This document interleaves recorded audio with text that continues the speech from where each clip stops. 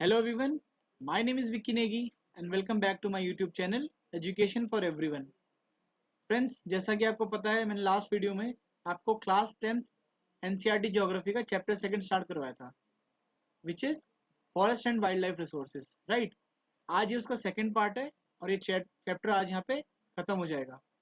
Friends, जैसा कि आप जानते हैं मैं अपने चैनल पे आपके लिए एनसीईआरटी से रिलेटेड सारी वीडियोस लेके आता हूँ, जनरल स्टडीज से related.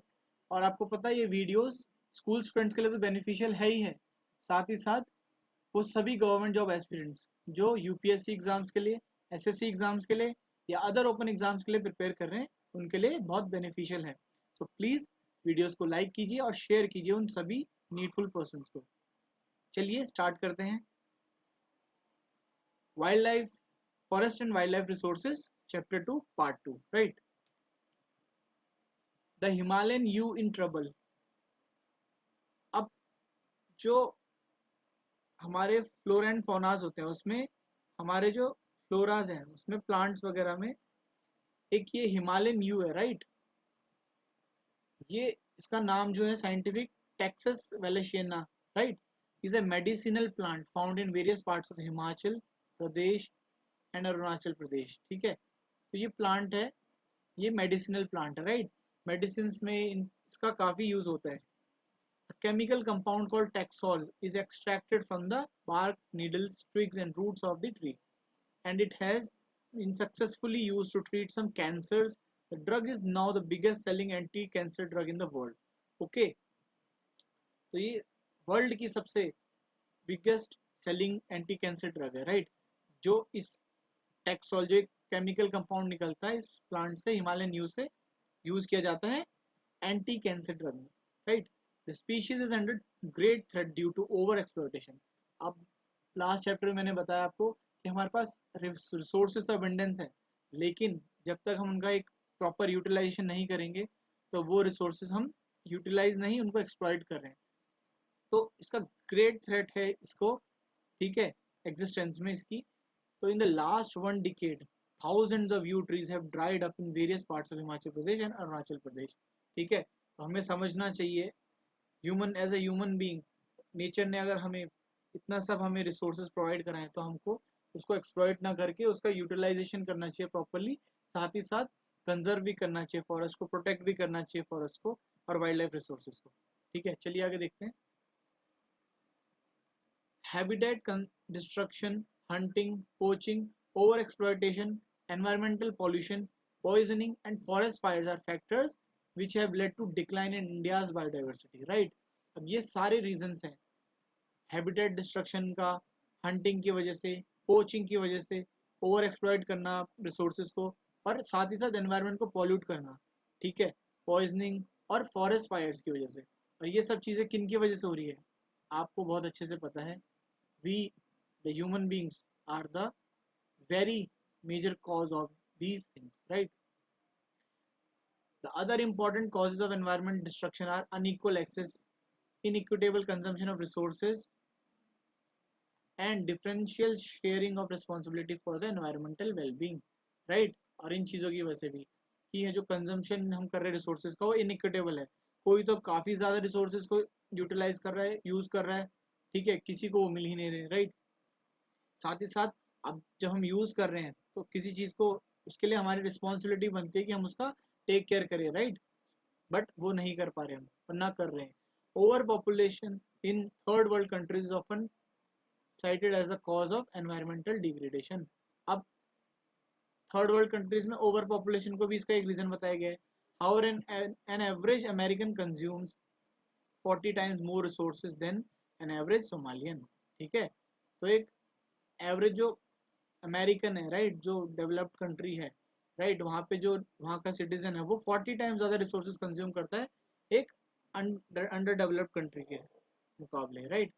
Similarly, the richest 5% of Indian society probably cause more ecological damage because of the amount they consume than the poorest 25%, right?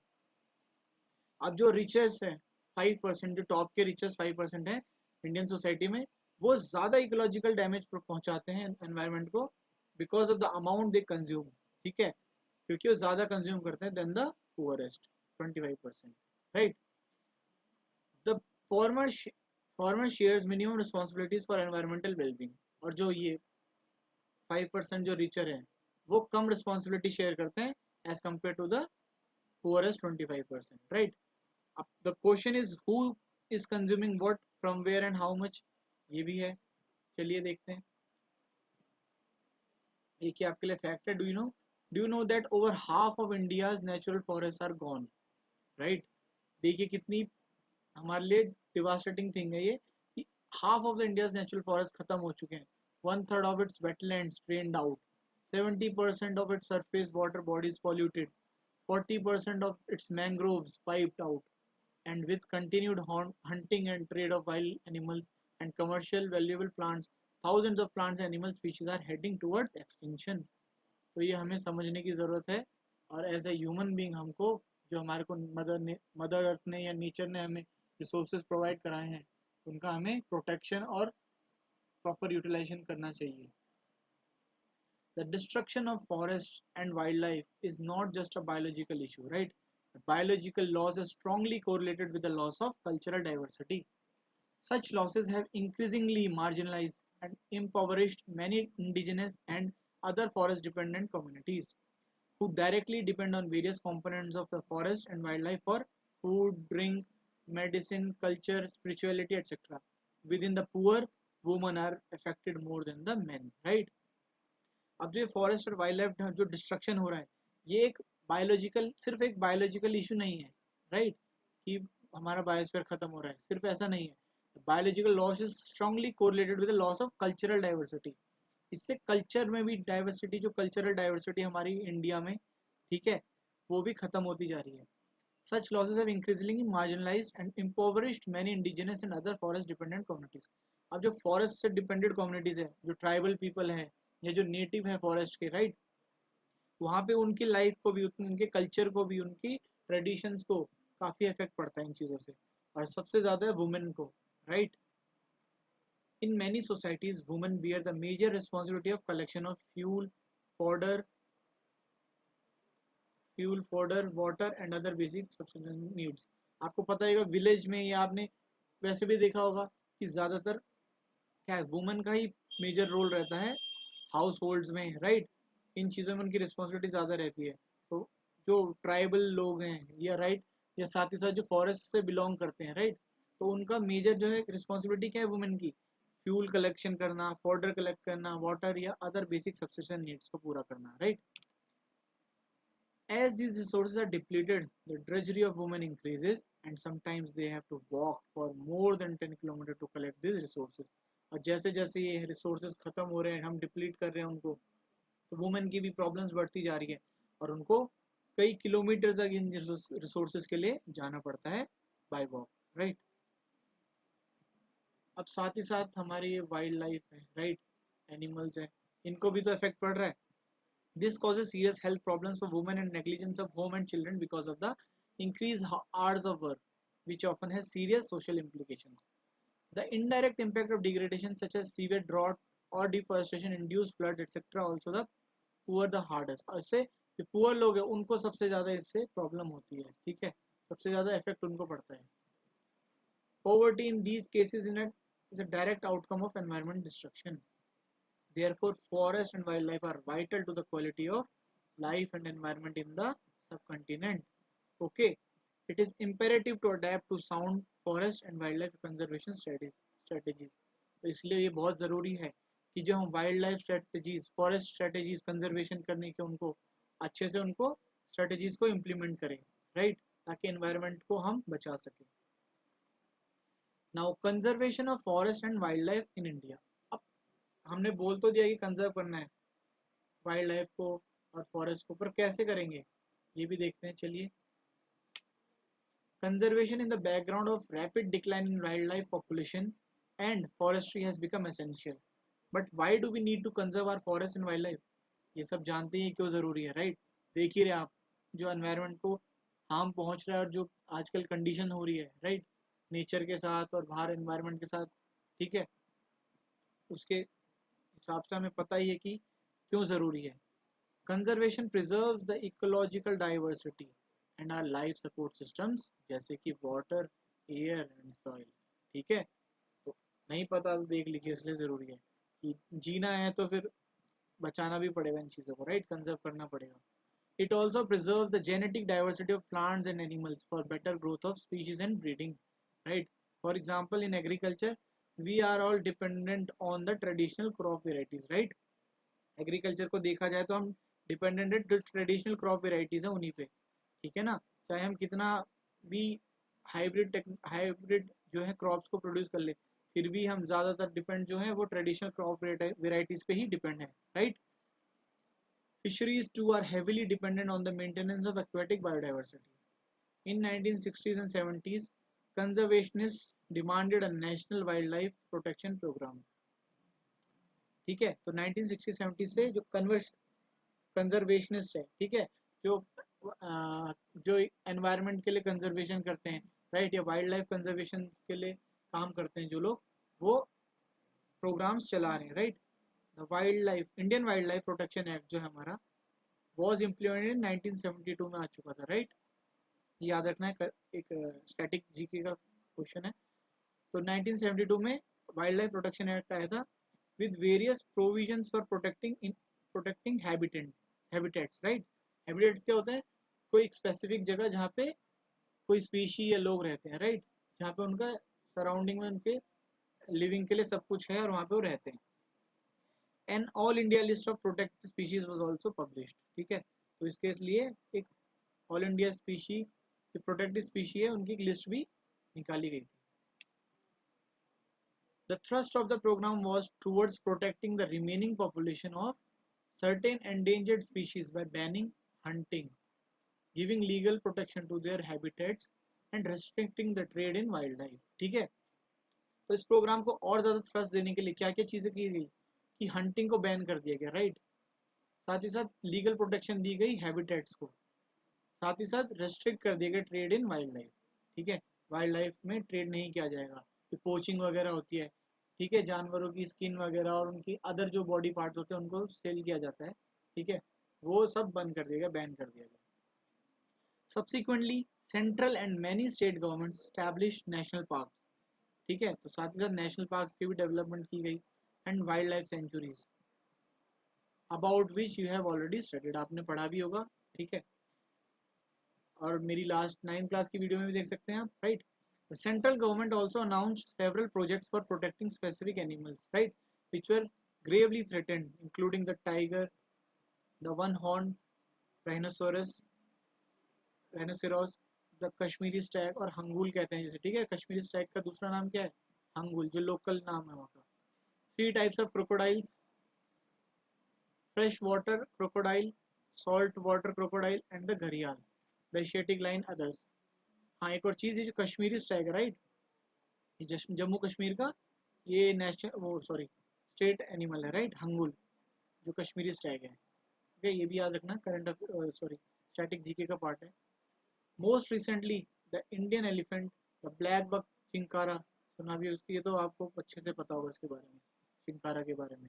The great Indian bustard, वोडावन कहते हैं, and the snow leopard, right, etcetera have been given full और partial legal protection against hunting and trade throughout India. ठीक है, तो अब ऐसा नहीं कि कुछ स्टेप्स नहीं उठाए गए, कंजर्वेशनिस्ट ने, गवर्नमेंट स्टेप्स उठा रही है, but still we as a human being, हर किसी का एक इंडिविजुअल अपना रिस्पॉन्सिबिलिटी है कि वाइल्ड लाइफ और जो हमारे नेचुरल वेजिटेशन है उसको बचाया जाए, राइट, अपनी तरफ से एफर्ट्स लगाए जाए।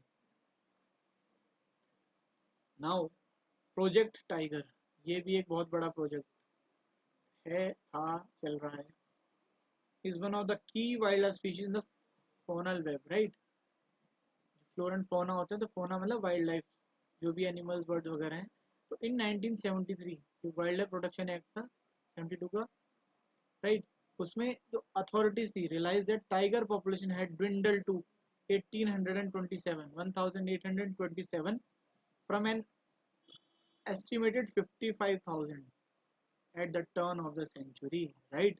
तो सेंचुरी के खत्म होते होते ये 1827 इनकी पॉपुलेशन रह गई, कहाँ ये 50,000 हुआ करते थे estimate, The major threats to tiger population are numerous, such as poaching for trade, shrinking habitat, depletion of prey-based species, growing human population etc. ठीक है, क्यों खत्म हो रहे हैं? एक तो पोचिंग, ह्यूमन सबसे बड़ी प्रॉब्लम। हम कहते तो हैं कि हम सब कुछ कर सकते हैं, बट हम ही सबसे बड़ी प्रॉब्लम है जो हम एनवायरनमेंट को इतना डिग्रेड करते हैं, राइट? तो हमको समझना पड़ेगा as human being. Poaching, shrinking habitat, अपने नीड को पूरा करने के लिए हमने लैंड के लिए हमने हैबिटेट्स इनके ख़त्म कर चुके हैं। डिप्लीशन ऑफ प्रे बेस, अब जब लैंड वगैरह जो ये सब इनके हैबिटेट ख़त्म होंगे तो जो इनके प्रे हैं, ठीक है, जिन पे डिपेंड रहते हैं फूड के लिए, वो जानवर भी ख़त्म होंगे, राइट? साथ ही साथ ह्यूमन ग्रोथ, पॉपुलेशन की growth. The trade off tiger skins and the use of their bones in traditional medicine, specially in the Asian countries, ठीक है, left the tiger population on the verge of extinction, extinction की कगार पे आ चुकी है, ठीक है, विलुप्त होने की कगार पे आ चुके हैं ये।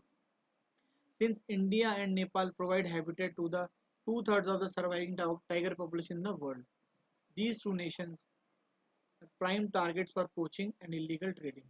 अब नेपाल और इंडिया ने काफ़ी इनके लिए हैबिटेट प्रोवाइड करे हैं, ठीक है, तो टू थर्ड जो हैबिटेट है वो टाइगर पॉपुलेशन के लिए वर्ल्ड में वो ये दोनों नेशन ही कर रहे हैं, राइट? हमारी कंट्री और नेपाल। तो इसलिए प्राइम टारगेट भी अब यहाँ पे ज़्यादा इनको उनके प्रोटेक्शन के लिए वो किया जा रहा है, तो यहाँ पे ही ज़्यादा पोचिंग के लिए भी टारगेट किए जाते हैं लोग, ये टाइगर्स।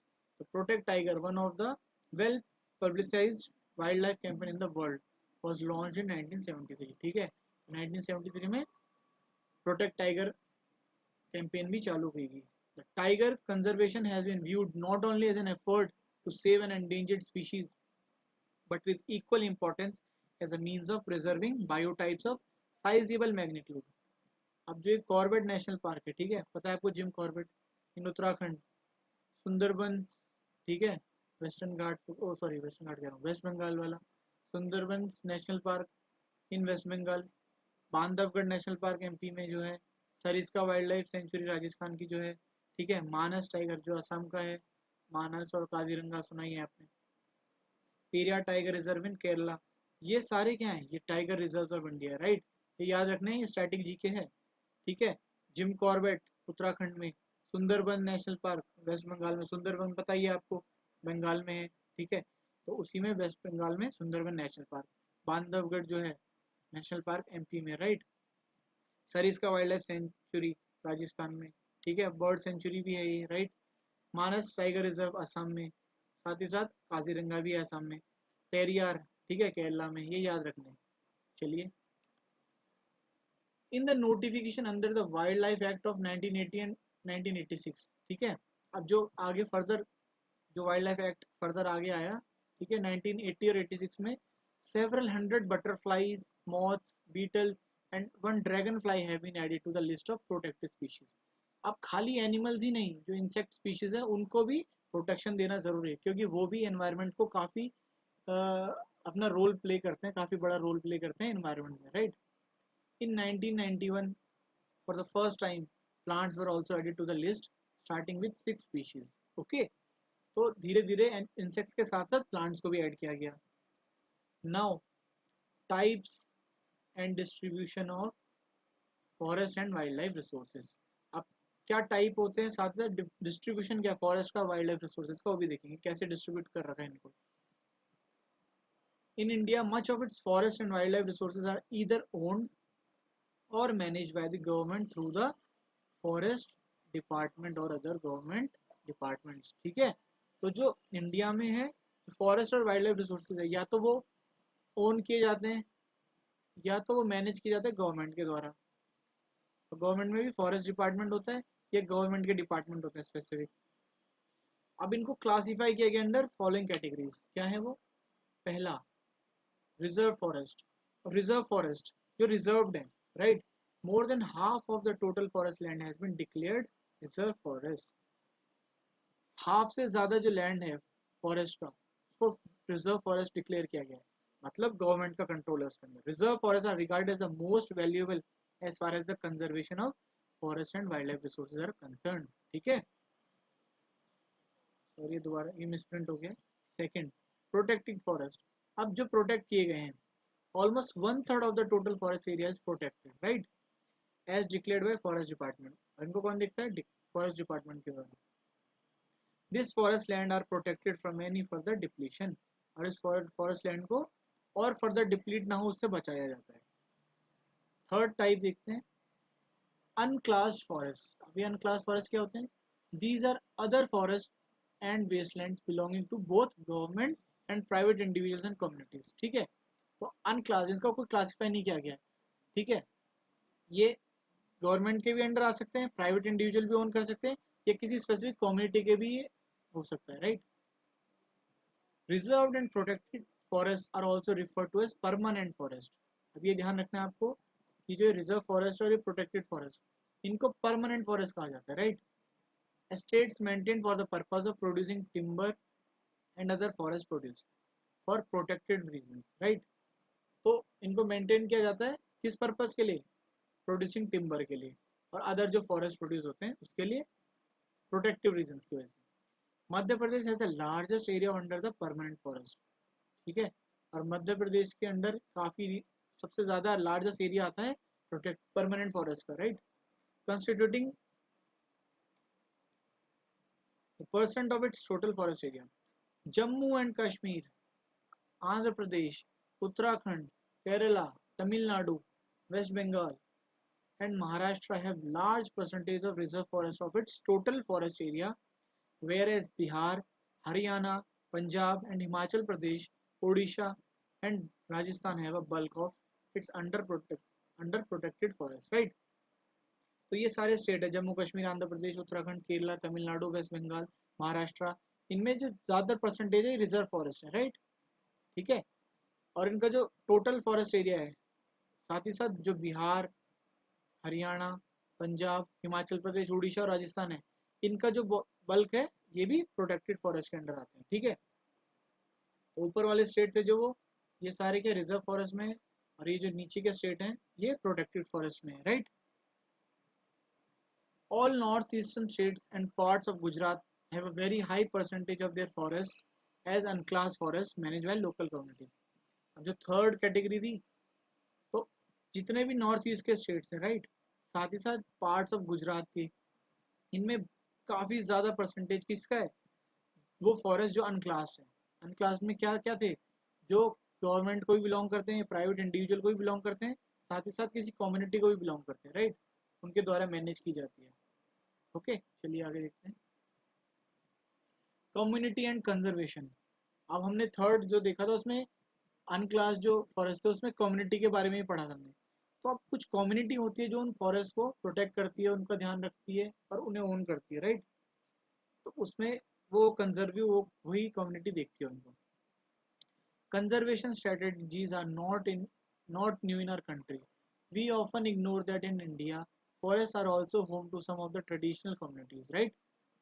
ट्रेडिशनल कम्युनिटीज हैं, ठीक है, ट्राइब्स हैं, ये सब स्पेसिफिक रीजन में रहते हैं जो, तो in some areas of India local communities are struggling to conserve these habitats, ठीक है। along with government officials recognize that only this will secure their own long term livelihood। In Sariska tiger reserve, ठीक है, राजस्थान में है जो, villagers have fought against by citing the Wildlife Protection Act, right। In many areas villagers themselves are protecting habitats, और काफी जगहों पे तो ये खुद प्रोटेक्ट करते हैं उन हैबिटेट्स को, right, and explicitly rejecting government involvement, और सीधा ही वो गवर्नमेंट की इन्वॉल्वमेंट को यहाँ पे रिजेक्ट करते हैं, ठीक है, because they belong to that region from a very centuries, मतलब they belong to that region काफी सेंचुरीज से, तो वो वहाँ की ट्रेडिशनल कम्युनिटीज हैं, ठीक है, वहाँ की नेटिव कम्युनिटीज हैं। The inhabitants of 5 villages in Alwar district, ठीक है, अलवर डिस्ट्रिक्ट में एक 5 विलेजेस का एक गांव है, ठीक है, राजस्थान में अलवर डिस्ट्रिक्ट में, जहाँ पे 1200 हेक्टेयर ऑफ फॉरेस्ट को उन्होंने डिक्लेयर कर रखा है द भैरव देव द कव सेंचुरी, ठीक है, declaring their own set of rules, खुद के रूल्स बना रखे हैं, रेगुलेशंस बना रखे हैं, which do not allow hunting, जहाँ पे हंटिंग अलाउ नहीं है, and are protecting the wildlife against any outside encroachment, ठीक है, जो वाइल्ड लाइफ को प्रोटेक्ट करते हैं वो किसी भी बाहर के लोगों से या किसी भी बाहर की चीज़ों से। Sacred groves, a wealth of diverse and rare species. अब कुछ धर्म के सेक्रेड, ठीक है, कुछ पवित्र चीज़ों में भी हमारी कम्युनिटी, जो हमारा जो इंडियन कल्चर है, ट्रेडिशन, आप मान जानते ही हैं, ठीक है। Nature worship is an age old tribal belief, right, based on the premise that all creations of nature have to be protected. Such beliefs has preserved several virgin forests in pristine form called sacred groves, right? Sacred groves क्या होते हैं? The forests of god and goddesses. तो कुछ ऐसे forest हैं जो God and goddesses के, तो उनको प्रोटेक्ट करते हैं, राइट, कुछ communities. These patches of forest or parts of large forests have been left untouched by the local people, and any interference with them is banned. Okay. Certain societies revere a particular tree which they have preserved from time immemorial. अब कुछ societies है, कुछ particular जो कुछ specific पेड़ पौधे होते हैं उनको भी बहुत प्रिजर्व करके रखते हैं। अब जैसे मुंडास है, राइट, मुंडास है, संताल है, छोटा नागपुर प्लेटू रीजन में है, ठीक है, ये झारखंड छत्तीसगढ़ छत्तीसगढ़ वगैरह ये रीजन है। तो यहाँ पे जो कम्युनिटीज है मुंडास संथाल, ठीक है, यहाँ पे ये वर्शिप करते हैं, पूजा करते हैं महुआ की, महुआ जो पेड़ होता है महुआ का, ठीक है, जिससे साइंटिफिक नेम है Bassia latifolia, and kadamba Anthocephalus cadamba, right, trees, and the tribals of Odisha Bihar worship the tamarind, ठीक है, जो इमली का पेड़ होता है, Tamarindus indica, and mango Mangifera indica during weddings, ठीक है। तो to many of people banyan trees are considered sacred। अब हम लोग काफ़ी लोग में तो हम पीपल को ही पूछते हैं, राइट, आपको पता ही है, बनियान बरगद के पेड़ को सेक्रेड मानते हैं, पवित्र मानते हैं। Indian society comprises several cultures, each with its own set of traditional methods of conserving nature and its creations. Sacred qualities are often ascribed to springs, mountain peaks, plants and animals which are closely protected, ठीक है। You will find troops of macaques and langurs around many temples. They are fed daily and treated as a part of temple devotees. अब आपने मंदिरों के बाहर देखा होगा मकैक्स होते हैं, ठीक है, लंगूर होते हैं जो बंदर होते हैं, ठीक है, लाइन टेल्ड जो मंकी टाइप के होते हैं मकैक्स उन्हें कहते हैं, राइट, और लंगूर ये मंदिरों के बाहर बैठे रहते हैं, राइट, और वहाँ पे रहते हैं ट्रीज पे। तो डिवोटीज क्या करते हैं, उनको ट्रीट करते हैं, फीड करते हैं, राइट। तो ये सारी हमारी सेक्रेड चीज़ें हमारे कल्चर से रिलेटेड है, हमारे हमारे बिलीफ से रिलेटेड है। In and around Bishnoi villages. अब बिश्नोई विलेजेस जो हैं राजस्थान में, आपने सुना भी होगा बिश्नोई कम्युनिटी के बारे में। तो बिश्नोई विलेजेस हैं, वहाँ पे हर्ड्स ऑफ ब्लैक बग जो चिंकारा, राइट, जिसका आपने सुना होगा, एक काफ़ी पॉपुलर न्यूज़ में भी था ये चीज़, ठीक है। तो ब्लैक बग चिंकारा जो है, nilgai and peacocks can be seen as an integral part of the community and nobody harms them, ठीक है। तो ये जो बिश्नोई कम्युनिटी है राजस्थान की, ये इनको बहुत सेक्रेड मानते हैं और ये इनको बहुत अच्छे से अपनी कम्युनिटी का पार्ट मानते हैं और उनको हार्म नहीं करते, और साथ साथ जो हार्म करता है उनसे भी प्रोटेक्ट करते हैं इनको, राइट। चलिए, अब ये आपको दिख रहा होगा एक मूवमेंट थी, ट्रीज को हक कर रखा है, राइट। तो ये एक मूवमेंट जिसे कहते हैं चिपको movement. The famous Chipko movement in the Himalayas has not only successfully resisted deforestation in several areas, but has also shown that the community deforestation with indigenous species can be enormously successful, right?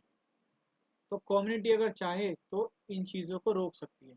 Attempts to revive the traditional conservation methods or developing new methods of ecological farming are now widespread.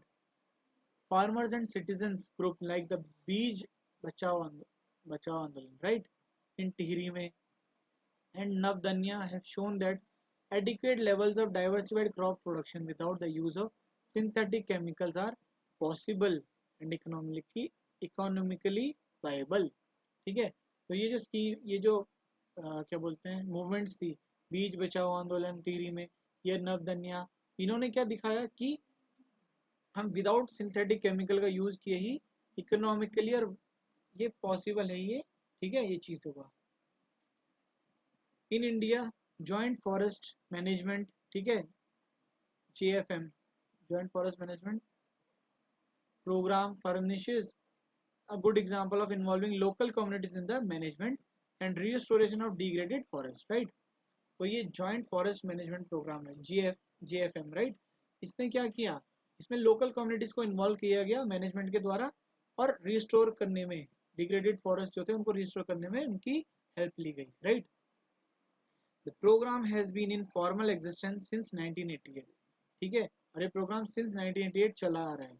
when the state of Odisha passed the first resolution for joint forest management, ठीक है, जब Odisha state ने ये resolution ही पास कर दिया था कि joint forest management का जो प्रोग्राम था उस पर, joint forest management JFM depends on the formation of local village institutions that undertake protection activities mostly on degraded forest land managed by the forest department.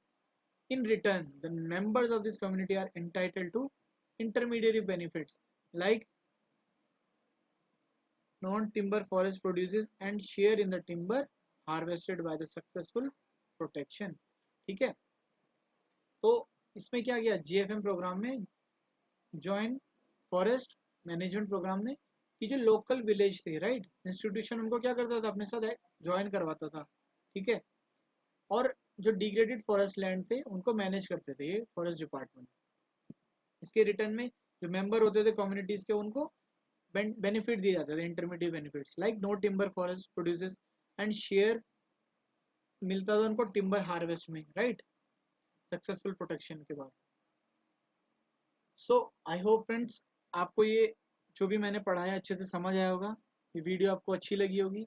So please video को like कीजिए क्योंकि मैं आपके लिए काफ़ी एफर्ट्स करता हूँ, ठीक है, आप भी जानते हैं ये। वीडियोस को शेयर कीजिए अपने सभी नोन के साथ और सब्सक्राइब कीजिए चैनल को सो दैट जल्दी से जल्दी और मैं ट्राई करूँगा आपके लिए और अच्छा डेली बेसिस पे जो इम्प्रूवमेंट करता रहूँ कंटेंट में, राइट।